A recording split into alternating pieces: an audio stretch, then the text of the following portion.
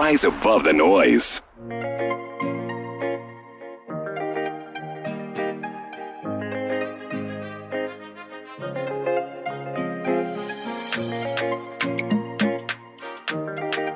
Welcome back to the City Breakfast Show. Is 9:15. Sending your thoughts and comments on 0549 986 996. So we are moving on to a regular conversation on financial literacy. Today is episode 3, still on the SMART campaign on financial literacy. So enjoy episode 3, and when we come back, we delve into the discussion.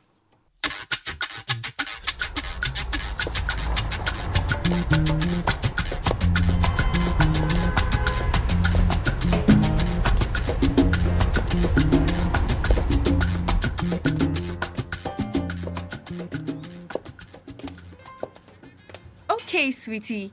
I'll take care of the situation. Okay, good luck. Sorry I couldn't make it.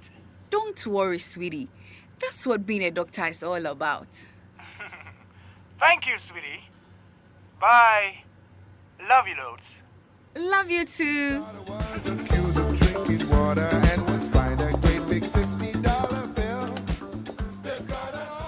Hello, I am Mantibi Asakwade, a customer in this bank.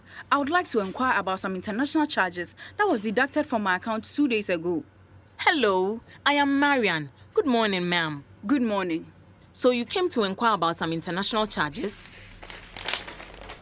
Please write your account details here for me.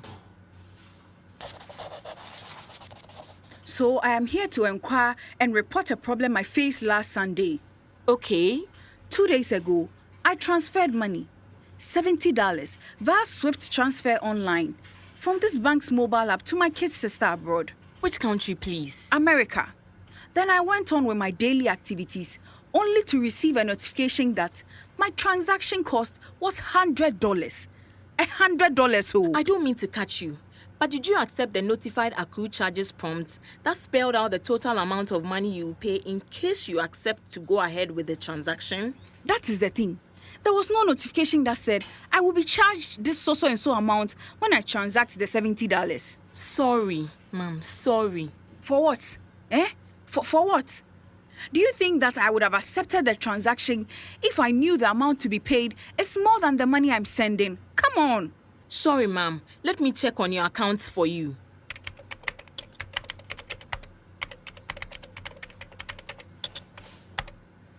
Okay, so there was a deduction. And you are right, we didn't notify you in any way, so it is our fault. But with the type of transfer you made, we charged only 10%, and the Swift transfer messaging system charged 90% of the money. The breakdown of the 90% is this. Because Swift transfer is just a financial messaging system which enables institutions to securely send and receive financial information in a standardized way, the money transfer system doesn't work directly from here. The transfer for the money to get to America safely occurred between 3 channels. First, the money was sent to a bank in Togo, which in turn transferred to its sister bank in Quebec, who also sent the money to America. And from the 90%, Swift charged 20%.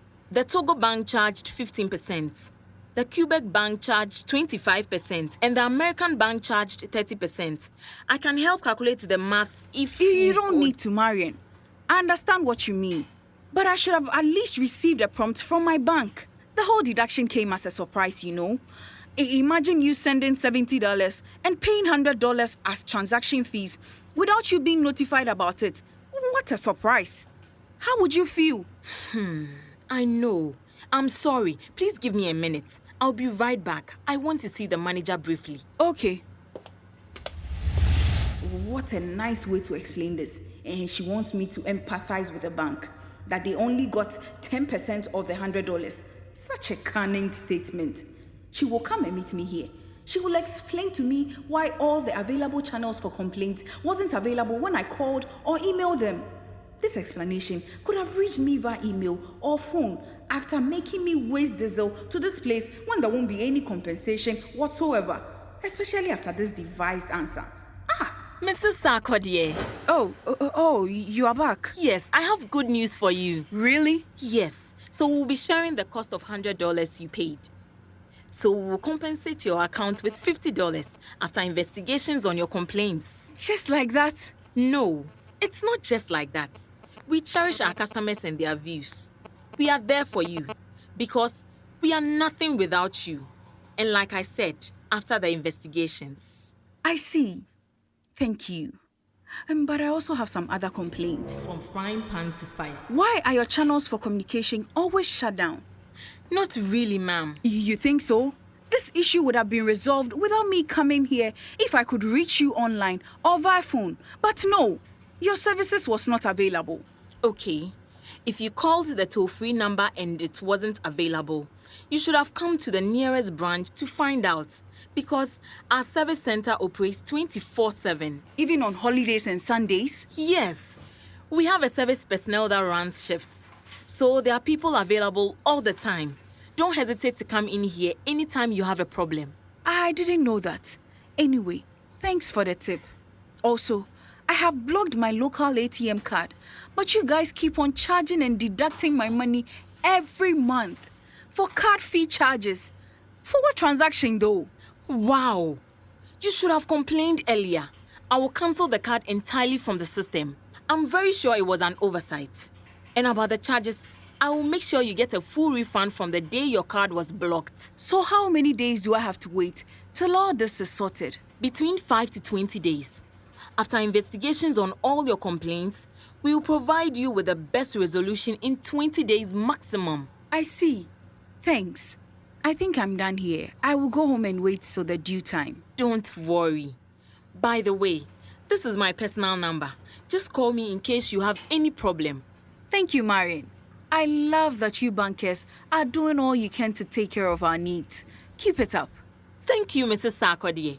There was a little problem with our email communication too, and we are resolving that. It was choked with too much messages. So after the backing up, reaching us via email will be as easy as ABC. I will be looking forward to that, Marion. And the telephone lines, we have 4 toll-free lines now. You can call and we'll receive your call 24/7. You can try it on your way home. I wrote the numbers behind my card for you. Thanks again. I have to go to work now. Nice meeting you, Marion. You are welcome, Mrs. Sarkodie. Safe journey home.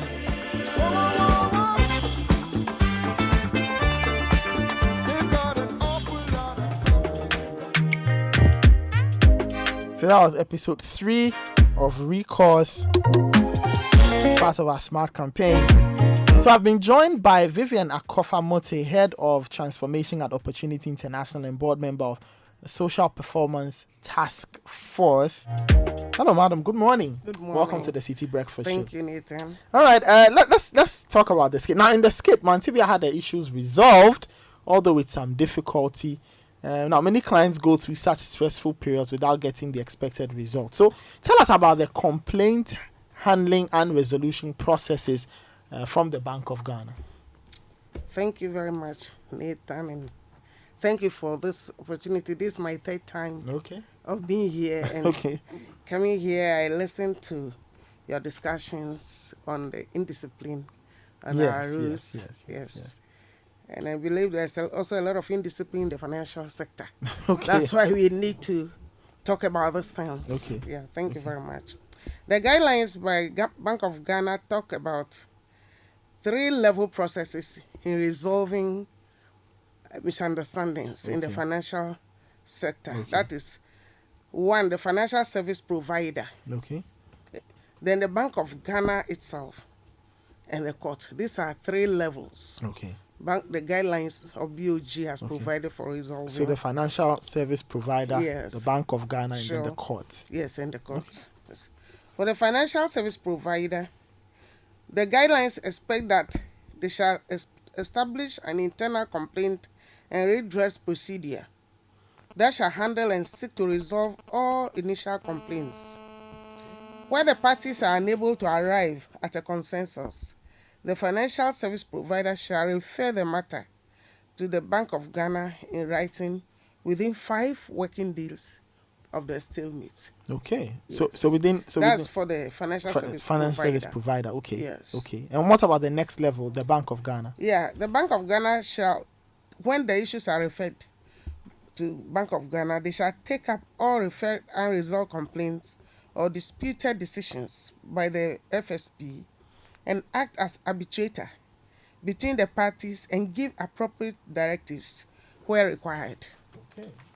That's quite interesting. So the Bank of Ghana will act as an arbitrator. So when the matters are referred to it, they will look at the various situations and then, and decide. try to get an amicable solution between the parties. Okay.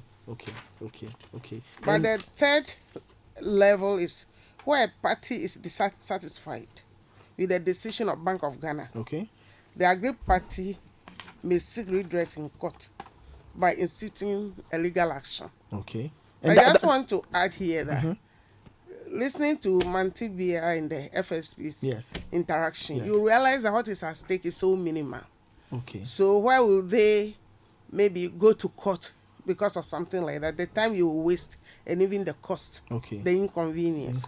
So always it's advisable to seek an amicable, solution to the issues. Just the FSP should know that the client wants to do business with them. So they should listen to their concerns and try to address it as much as possible. Okay. And the client should also understand that the company wants to do business with them. Okay. So they should also take their time and give out their issues so that the two parties can agree and move on. Okay. Well, most of the time when it gets to the court level, then that relationship cannot actually continue. Yeah. Okay. So they both lose. They both lose out. Yes. The client loses the financial service provider. The financial service provider loses a client there. Okay. So now what is expected from the financial service provider upon receipt of a complaint? When somebody comes to complain, what should the financial service provider do in solving or in trying to solve this matter? Yeah. We have quite a tall list of issues that the guidelines expect the financial service provider to abide by. 1, each complaint that comes, they should give a complaint unique registration number. So each complaint that comes, they should give it a unique number. So that when they are making the follow-up, it's easy to identify the particular complaint and the source is coming from. The date the FSP received the complaint and the date the complaint occurred. The client should be able to remember when and where precisely the thing happened. The channel through which the consumer presented the complaint, the staff receiving the complaint, and the name of the complainant. Even the gender of the complainant is important. A copy of an ID of the complainant, the age or date of birth of the complainant, the complainant's contact information, and the preferred method for receiving follow-up information. So the client should be able to tell the method they prefer to receive a feedback on the complaint. Then the product or service type the complaint refers to. So when a client goes there, he shouldn't just talk in the air and say, you people, you don't do this, you don't be specific. Mantibia was very specific to state so she was sending money and charges. And the charges exceed what she was sending. So it was easy for the FSP to address her issues. And then the complainant's relation to, if you are a loan client, say it. If you are just enjoying a service like transfer, electronic transfer, say it. And don't just be, obscure about it.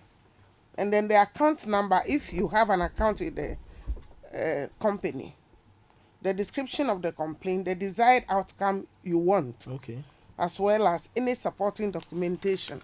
It's quite a tall list, but it's very important. So per this, if I get it right, all these details will have to be taken by the financial service provider. Okay, as a response when somebody makes a complaint. Okay, so looks like all these details are very, very important. Each financial service provider to have a recourse, mechanism. In opportunity, we call it complaint resolution mechanism. So you have a policy approved by the board containing all this, so that it will guide the staff.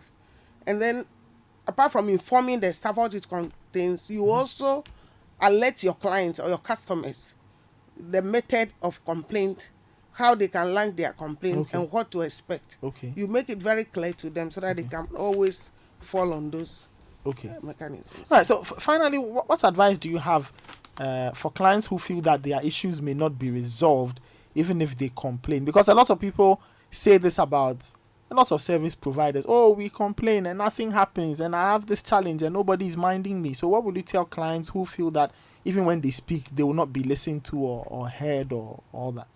Yeah, I think most of the time it's just a perception. Okay. Yes. Because now what is happening in the industry, everybody is wide awake. And the financial service providers want to protect their reputation. Okay. So if you have any issue and you go there, you are sure to receive the required attention. But if you don't complain, you are just allowing the FSPs and their staff to get away with poor service delivery. Okay. And it doesn't help anybody. BOG has done an excellent job by developing these guidelines. It can assess the impact of the guidelines on service quality only when the consumers are willing to take the next step, when the FSP fails to resolve their complaint. So Bank of Ghana has gone a long way to lay down the mechanism or the guidelines. Okay. We have to make use of it, okay, both the FSP and the client, so that we both benefit. If this is done, complaints will be resolved in a timely and satisfactory manner. And by asserting our rights as customers, we are helping build the financial sector and a very resilient economy.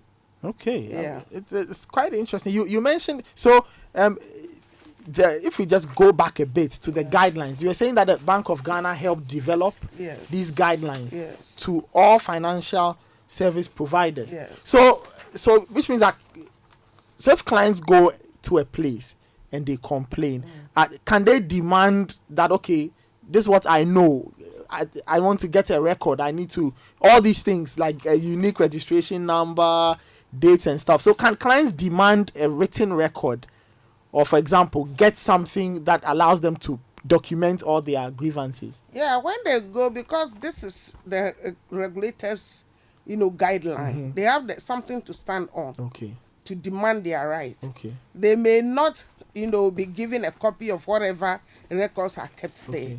But by stating these things, they are putting the FSP on their toes. Okay. And it becomes very important for us to wake up to our responsibilities. Okay.